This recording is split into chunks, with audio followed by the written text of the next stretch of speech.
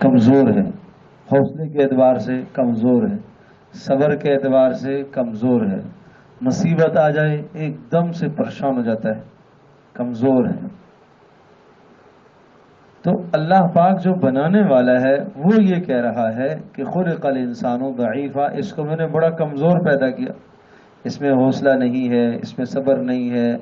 اللہ پاک نے جو انسان کے بارے میں قرآن میں ذکر فرمایا، عجیب بات ہے، کوئی بھی دنیا میں بنانے والا اپنی چیز کے نقائص نہیں بیان کرنا، کمزوریاں نہیں بیان کرتا، میں نے ایسا بنایا ہے ویسا بنایا۔ ہاں ایک جگہ پر فرمایا لقد خلقنا الانسان فی احسن تقویم، سب سے زیادہ میں نے خوبصورت انسان کو بنایا، اس کے حسن کی تعریف کی، اس کے عقل کی تعریف کی، اس کے شعور کی تعریف فرمائی، لیکن دوسری طرف خلق الانسان ضعیفا، بڑا کمزور بنایا۔ اسی طرح سے ان الانسان لربہ لکنود، بڑا ناشکر ہے، شکر بہت کم کرتا ہے۔ ان الانسان خلق ہلوعا، بہت بے صبرا ہے۔ اذا مسہ الشر جزوعا واذا مسہ الخیر منوعا، اگر اس کو کوئی تکلیف پہنچتی ہے تو ایک دم سے جزا فضا کرنا شروع کر دیتا ہے، مصیبت آ گئی، یہ ہو گیا وہ ہو گیا۔ وَإِذَا مَسَّهُ الْخَيْرُ مَنُوعًا، اور جب اس کو خیر پہنچتی ہے تو پھر اپنے پاس جمع کر کے رکھتا ہے، دوسروں کو دینے سے روکتا رہتا ہے۔ اور وَكَانَ الْإِنسَانُ ظَلُومًا جَهُولًا، اور انسان بڑا ظالم ہے اور انسان بڑا جاہل ہے۔ تو جس اللہ پاک نے اسے بنایا ہے وہ اس کو ظالم بھی بتا رہا ہے، وہ اسے جاہل بھی بتا رہا ہے، وہ اسے کمزور بھی بتا رہا ہے، وہ اسے ناشکرہ بھی بتا رہا ہے۔ ان تمام کی تمام باتوں کا خلاصہ یہ ہوا کہ انسان کمزور ہے، اسے کوئی سہارے کی ضرورت ہے۔ تو سہارا اللہ پاک نے اپنی ذات عالی سے تعلق قائم کرنے کے لیے اعمال عطا فرمائے ہیں، اور سب سے زیادہ طاقت والی ذات تو اللہ پاک ہے۔ واللہ الغنی وانتم الفقراء، تم سب اللہ کے محتاج ہو، اللہ تمہارا محتاج نہیں ہے۔ اور ذو القوت المتین، بڑی طاقت والا ہے اللہ پاک، قوت والا ہے، طاقت والا ہے۔ تم کمزور ہو، کمزوروں کو اللہ پاک کے سہارے کی ضرورت ہے۔ کیسے سہارا لو؟ اللہ پاک نے راستہ بتایا ہے۔ وقال ربکم ادعونی، تمہارا پروردگار تم سے یہ کہتا ہے تم مجھ سے مانگو، تم میرے سامنے ہاتھ پھیلاؤ، جب تم کمزور ہو اور تمہیں سہارے کی ضرورت ہے تم مجھے سہارا بنا کر چلو۔ استجب لکم، میں تمہاری پکار کو فوری سنوں گا، میں تمہاری پکار کو، حاجت کو فوری پورا کروں گا، میں تمہاری مشکل میں تمہارے کام آؤں گا۔ فاذکرنی اذکرکم، تم مجھے یاد کرو، فاذکرونی اذکرکم، تم مجھے یاد کرو تو پھر میں تمہیں بھی یاد کروں گا۔ تم خوشی کی حالت میں مجھے یاد کرو، میں مصیبت میں تمہیں یاد کروں گا۔ تم اطاعت اور فرما برداری کر کے مجھے یاد کرو، میں اپنے انعامات تمہارے اوپر برساؤں گا۔ یہ اللہ تبارک و تعالیٰ کے اپنے بندوں کے لیے احکام ہیں۔ تو اس لیے میرے عزیز دوستوں اور بزرگوں، ہم جب زندگی گزارنے کے لیے اپنے گھر میں آتے ہیں، باہر نکلتے ہیں، دنیا کے بے شمار مسائل ہمارے سامنے آتے ہیں، بہت ساری چیزیں جو آپ کو ناگوار پیش آتی ہیں۔ جب ناگواریاں سامنے آتی ہیں تو آدمی دل سے پریشان ہو جاتا ہے، غمگین ہو جاتا ہے، اور سکون آدمی کا ختم ہو جاتا ہے۔ گھر میں ناگواری ہے، باہر ناگواری ہے، دفتر میں گیا وہاں ناگواری ہے، وہاں لڑائی ہے، وہاں جھگڑا ہے، ہر طرف ناگواریاں ہی ناگواریاں۔ تو اس کے نتیجے میں آدمی بے سکون ہو جاتا ہے، سکون آدمی کا ختم ہو جاتا ہے، نیند نہیں آ پاتی، سکون ہی نہیں ہے، گھر میں سکون نہیں ہے، دفتر میں سکون نہیں ہے، اچھے اسباب ہیں لیکن سکون نہیں ہے۔ کیا سوال میرا آپ سے یہ ہے، ہم سب اس بات کو سمجھیں کہ کیا نبیوں پر مصیبتیں نہیں آئیں؟ کتنی آئیں؟ ہم سے زیادہ آئیں۔ سب سے زیادہ کائنات میں مصیبتیں کس پر آتی ہیں؟ نبیوں پر۔ لیکن کیا نبیوں کو بے سکونی تھی؟ نہیں، سکون تھا۔ ان کو پریشانی تھی؟ نہیں، سکون تھا۔ تو مصیبتوں کے ہوتے ہوئے بھی نبیوں نے پرسکون زندگی گزاری، مصیبتوں کے ہوتے ہوئے بھی صحابہ نے پرسکون زندگی گزاری۔ بلال رضی اللہ تعالی عنہ کو تپتی ریت پر لٹایا جا رہا، آپ سوچ سکتے ہو کتنی بے سکونی، کتنی بڑی مصیبت۔ خباب رضی اللہ تعالیٰ کو انگاروں پر لٹایا گیا، کتنی بڑی مصیبت، ان انگاروں سے کیسے چربی سے انگارے بجھ جاتے، اندر سے خون نکلتا، انگارے بجھ جاتے، پیٹھ پر کھڈے پڑے ہوئے. آپ سوچ سکتے ہو یہ تکلیف؟ آج پورے ملک میں اللہ نہ کرے کسی کو دین کی خاطر ایسی تکلیف آئی ہو؟ نہیں. کسی کو دین کی خاطر ایسے لٹایا گیا ہو جیسے بلال کو لٹایا گیا اور اوپر پتھر رکھ دیے ہو؟ کوئی سوچ سکتا ہے؟ اور وہ بھی دوپہر کی گرمی میں اور شدید چلچلاتی دھوپ میں. لیکن ان سب باتوں کے باوجود بلال رضی اللہ تعالیٰ عنہ خوش ہیں. ایک صحابی ہیں عامر بن فہیرہ رضی اللہ تعالیٰ عنہ، کیا ہے، سولی پر لٹکا دیا مشرکوں نے اور تیر پار ہو گیا اور جان نکلنے کو ہے، اور زبان سے یہ کہہ رہے ہیں فزت ورب الکعبہ، اللہ کی قسم میں کامیاب ہو گیا. مر کے بھی کہہ رہے ہیں میں کامیاب ہو گیا.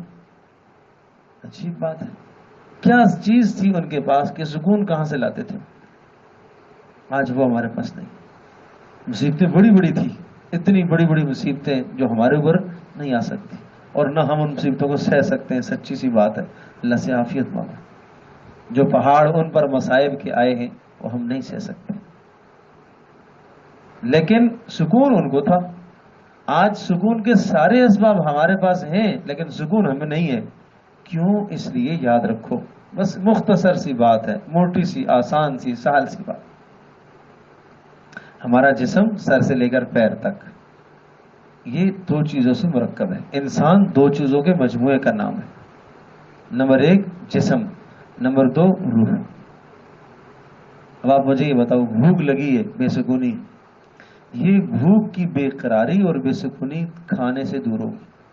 ایک آدمی کہے بھوک لگی ہوئی ہے، اکیلے کمرے میں بند کر دو، سونے کے ڈھیر لا کے رکھ دو، سکون آئے گا اس کو؟ وہ کہے گا مجھے یہ سارا سونا لے لو، مجھے 2 روٹیاں چاہیے.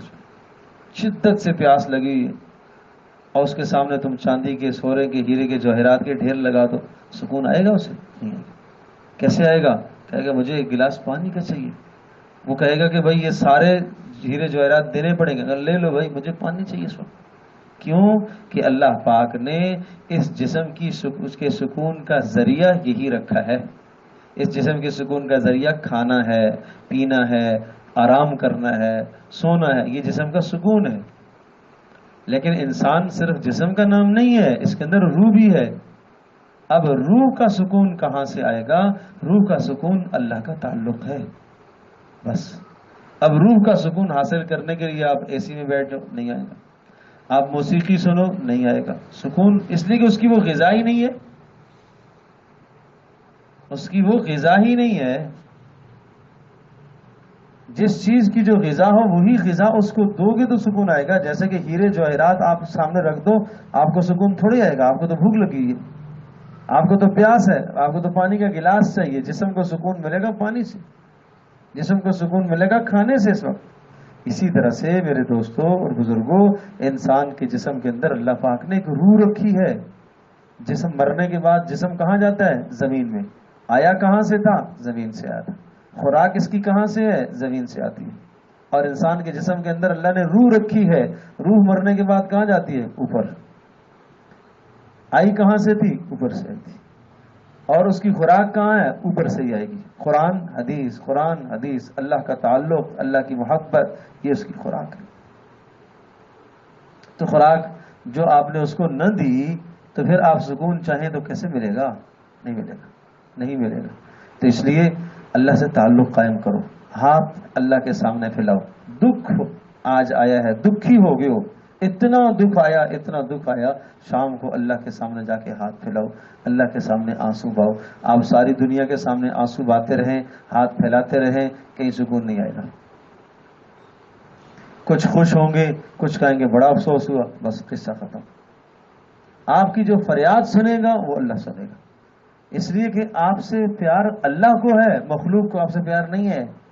کتنا پیار کرے گی مخلوق آپ سے، لیکن جو اللہ کا آپ سے پیار ہے، اللہ کو آپ سے محبت ہے، وہ مخلوق کو آپ سے محبت نہیں ہے. اللہ کو کیوں ہے؟ اس لیے کہ آپ اللہ کی مخلوق ہو. اللہ نے آپ کو پیدا کیا ہے، اللہ نے آپ کو بنایا ہے. بنانے والے کو اپنی چیز سے پیار ہوا کرتا ہے، بنانے والے کو اپنی چیز سے محبت ہوتی ہے. وَلَا تُفْسِدُوا فِي الْأَرْضِ بَعْدَ إِصْلَاحِهَا، اس دھرتی پر کوئی فساد نہ پھیلائے، اللہ کو پسند نہیں ہے فساد کرنے والا۔ آپ نے یہ حدیث شاید سنی ہوگی، نہیں سنی تو ابھی سن لو، حدیث پاک میں آتا ہے اگر ساتوں آسمان کے فرشتے اور ساری زمینوں کے انسان، پوری دنیا کے انسان کسی ایک آدمی کے قتل میں شریک ہو جائیں اور ایک آدمی کو قتل کر دیں، جب بھی اللہ پاک ان سب کو اس ایک کے بدلے میں جہنم میں ڈالے گا۔ کیوں؟ اللہ کو اپنی مخلوق سے پیار ہے، اس لیے تو جو اللہ اتنا پیار کرتا ہے کہ اس ایک بیچارے کو قتل کیا گیا، اس کے جرم کی پاداش میں اللہ سب کو جہنم میں ڈالنے کو تیار ہے، اس لیے کہ اللہ کو اپنی مخلوق کی اہمیت ہے، اللہ پاک پیار کرتا ہے۔ اور انسان تو اشرف المخلوقات ہے، کیوں نہیں پیار کرے گا اس سے؟ لیکن انسان اللہ کی طرف رجوع تو کرے۔ ایک ڈاکوؤں کا گروہ جا رہا تھا اور ایک جگہ پر انہوں نے ڈاکہ ڈالا، اور پھر اس کے بعد ڈاکہ ڈالنے کے بعد مال تقسیم کرنے کے لیے ایک جگہ بیٹھے، کوئی 20-30 ڈاکو تھے، تو سامنے 2 درخت تھے، ایک درخت کھوکھلا خشک اور ایک تر و تازہ تھا۔ تر و تازہ درخت سے پھل کھجور کا ایک دانہ ایک چڑیا وہاں سے لیتی اور کھوکھلے درخت پر آتی، پھر وہاں سے اٹھاتی، پھر یہ آتی، پھر اٹھاتی، پھر یہ آتی۔ تو اس ڈاکو کے سردار نے یہ کہا اپنے آدمیوں سے کہ چلو ذرا دیکھتے ہیں، اوپر ایک کو چڑھایا کہ اس کے شاید گھونسلہ ہو، بچے ہوں گے، کیا ہے؟ تو دیکھا تو ایک اندھا سانپ منہ کھولے ہوئے بیٹھا ہوا ہے، اور یہ چڑیا اس کے منہ میں آ کے یہ پھل ڈال رہی ہے۔ اللہ اکبر! تو اس ڈاکو نے کہا جو اللہ اس موذی جانور کو کھلا سکتا ہے وہ ہمیں نہیں کھلائے گا، وہ ہمیں نہیں پالے گا۔ تو اس نے صرف یہ واقعہ دیکھ کر نا اس نے توبہ کر لی، ڈاکہ چھوڑ دیا اس نے، اللہ والے بن کے۔ تو مجھے بتاؤ، اللہ جو درندوں کو کھلاتا ہے، پرندوں کو، چرندوں کو کھلاتا ہے، مخلوقات کو، انسان کو کیسے بے یار و مددگار چھوڑے؟ انسان اللہ سے مدد لینا تو سیکھے، تو اللہ کے سامنے ہاتھ پھیلایا کرو، اللہ سے مانگا کرو۔ کم از کم میں آپ سے کہوں گا، نمازوں کے علاوہ روزانہ کم از کم 20 منٹ اللہ کے سامنے ہاتھ پھیلاؤ۔ نہیں مانگنا آ رہا، کیا مانگے؟ بس ہاتھ پھیلاؤ۔ مجھے یہ بتاؤ، ضروری تھوڑی ہے کہ بھکاری بھیک مانگنے والا جو روڈ پر بیٹھا ہوا ہے وہ ہر وقت منہ سے بولتا ہی ہے؟ اس نے حلیہ بنایا ہوا ہوتا ہے، آپ دیتے ہوئے، روپیہ دیتے ہوئے نکل جاتے ہیں۔ اس نے شکل بنائی ہوئی ہے، ضروری تھوڑی کہ اپنی ساری حاجات لوگوں کو بتا رہا، بس اس کا حلیہ ایسا ہے۔ ہم اللہ کے سامنے سراپائے فقیر بن جائیں نا، اللہ کے سامنے ایسا حلیہ بنا لیں، ایسی شکل بنا لیں، رونا آ جائے، رونا نہیں آئے تو رونے کی شکل کر لیں، اللہ کو وہ بھی پسند ہے۔ نیک لوگوں کی شکل کر لو، وہ بھی اللہ کو پسند ہے۔ راتوں کو رونے والوں کی شکل بنا لو، وہ بھی اللہ کو پسند ہے۔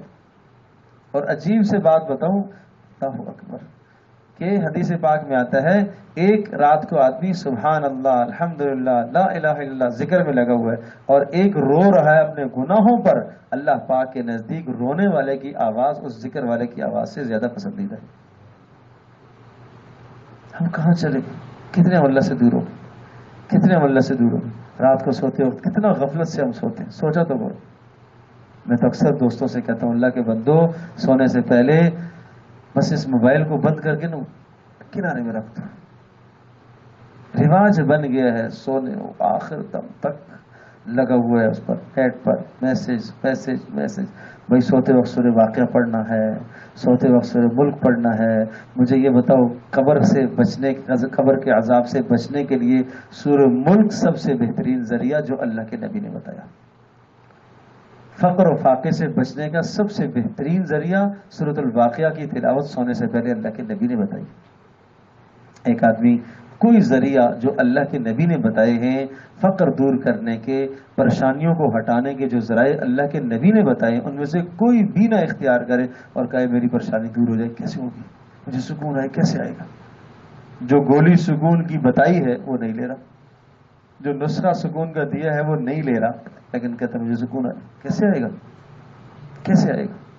ممکن ہی نہیں ہے۔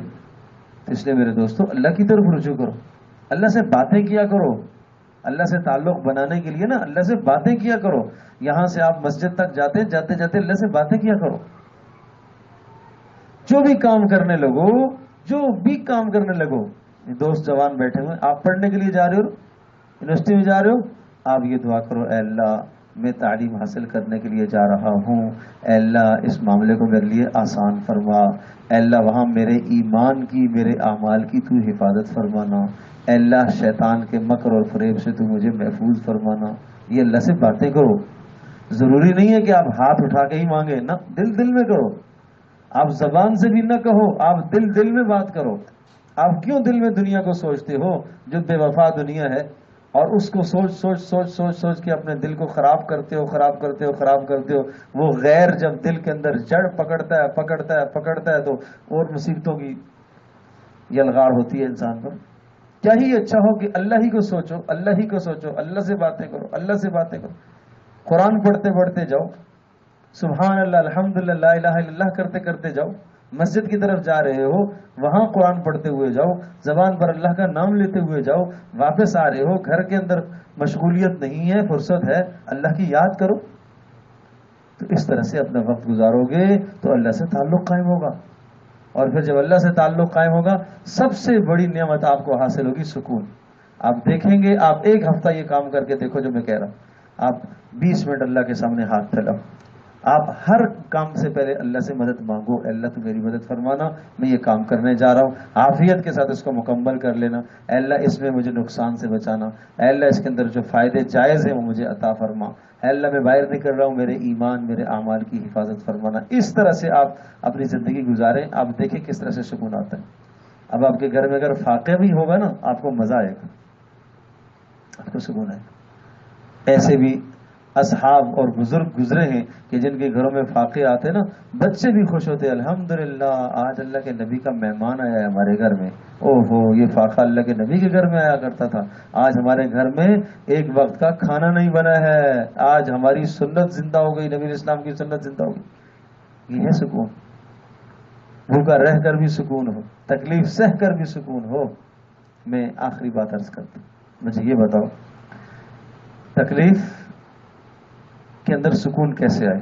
ایک آپ کا محبوب چاہنے والا، بہت آپ سے محبت، آپ کی اس سے اس کی آپ سے محبت، وہ آیا کہیں باہر ملک سے، سالوں کے بعد آیا اور بڑی حسرتوں اور بڑی امیدوں کے بعد آیا، آپ ایئرپورٹ استقبال کے لیے چلے گئے، پتہ چلا کہ جناب 2 گھنٹے فلائٹ لیٹ ہے، انتظار کیا، پھر 2 گھنٹے گزرنے کے بعد پتہ چلا 2 گھنٹے اور لیٹ، پھر انتظار کیا، پھر 2 گھنٹے کے بعد پھر پتہ چلا 2 گھنٹے اور لیٹ۔ اب آپ مجھے یہ بتاؤ اس انتظار میں کتنا لطف؟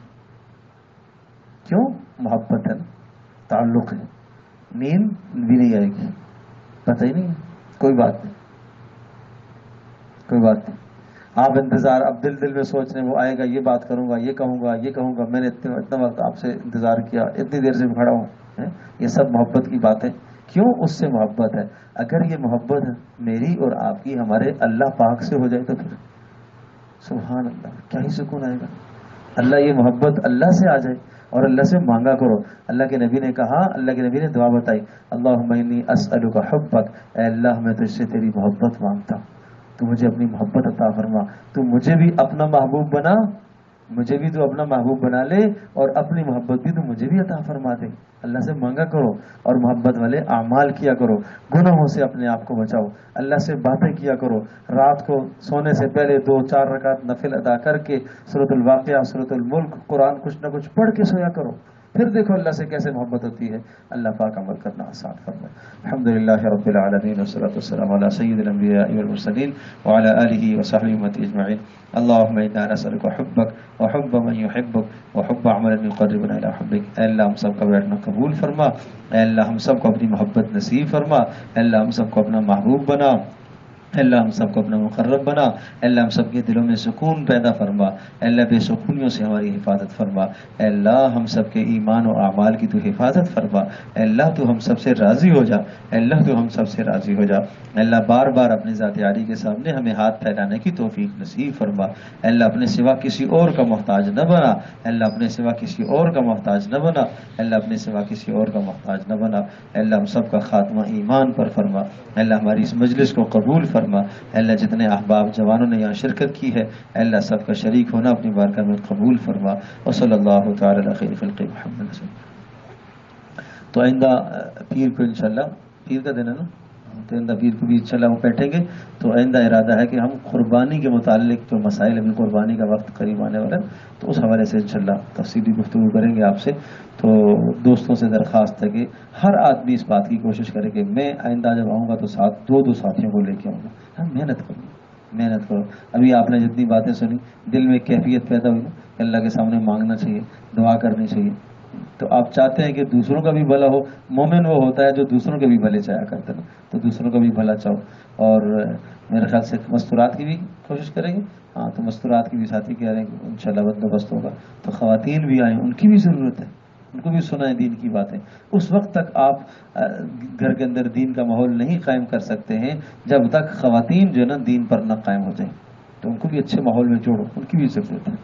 اللہ پاک آسان فرمائے.